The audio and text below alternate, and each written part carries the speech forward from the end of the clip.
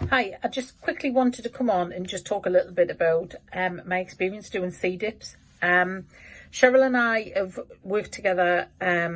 She's been training me for several years now, and I'd seen her posts on social media about the sea dips, and we do yoga on a Sunday. So Cheryl had talked about it and said, "Oh, wait till June and come and join, and you'll really enjoy it," kind of thing. So kind of a couple of weeks ago thinking, why am I waiting until June? Why, if I'm going to kind of fully immerse myself in the challenge, why am I going to wait till the weather's a bit warmer? If you can't do it in kind of January and February, that's when it's really cold and kind of it's dark and we'll have troubles getting out of bed and it's windy. June should be gentle, sunny, warm. So actually the challenge really would be in the colder months. So contacted Cheryl and just said, right, okay, I want to come along. Complete novice, never done anything like this before. So my fears really were get my bathing costume on in daylight on a beach in the northeast. I think it's one thing putting your cosy on holiday when you're never going to see them randoms again, but actually on a beach in the northeast, yeah, that's completely different. So that was a big challenge for me. Was I going to drown? That was another kind of fear that I had. Obviously, no one, I know Cheryl, I trust Cheryl. She's not going to let us get into a situation where there was any chance whatsoever that anything was going to happen. But also how I would deal with the cold.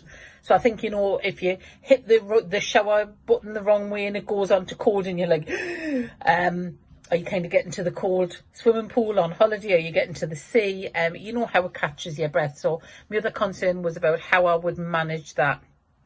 And I talked to different people who've done sea dips and do open water swimming, and they were, they had different techniques, and they made suggestions about what worked for them. For me, it goes back to how we were taught to pant when we had our children. So it's like that, and kind of trying to manage it. Last week not so successful, but it was a tad chilly last week. I did find on a couple of occasions I really had to think about and try and kind of just keep repeating in my head about catching my breath. What I really enjoy about it is just that absolute feeling of just exhilaration that you feel when you've done it. It's just it's so immersive, the whole experience, and I don't just mean kind of physically, I mean mentally and emotionally as well. That kind of immersing your body just gives you sort of real clarity of headspace.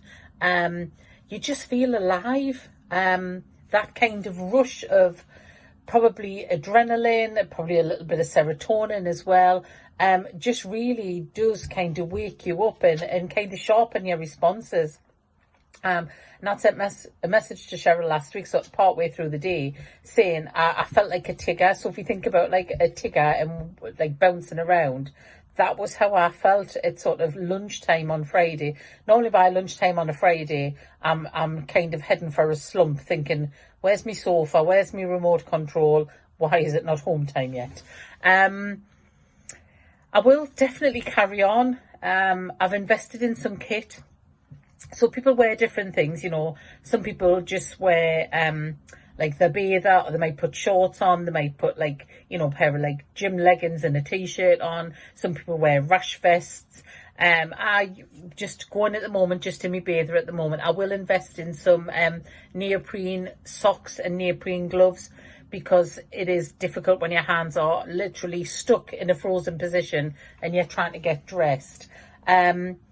What I have invested in is, it's like a towel and robe. You kind of put it over your head, it's like a poncho, and a dry robe, but it's not the same brand as it's not a dry robe brand. It's another one that, when I did some research, came up really kind of highly recommended. I got them both for what I consider to be a really good price if you look at how much dry robes cost. So I'm really excited. What I would say is, don't overpack your clothes. Don't try and put underwear on, particularly if you're a lady. Grappling trying to get a bra on or a crop top on if you've got cold hands, is absolutely unrealistic. Manage your expectations. It's blooming 7 o'clock, 7:15 in the morning. Nobody cares if you've got no bra on. You've got about 5 layers of clothes on. Nobody's going to be able to tell the difference, to be honest with you. Tracky bottoms, joggers, thick socks. If you've got some kind of like pull-on boot, like an Ugg boot or some kind of similar brand, something that you can pull on your feet really, really quickly.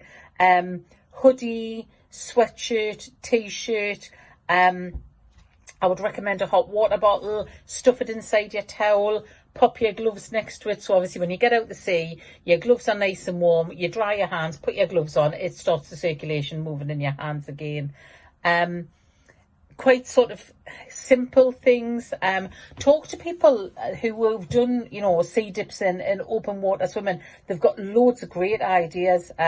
I work with a girl, so I was really fortunate that I had Cheryl to ask questions and I had my friend Nikki to ask questions. So I got loads of great information.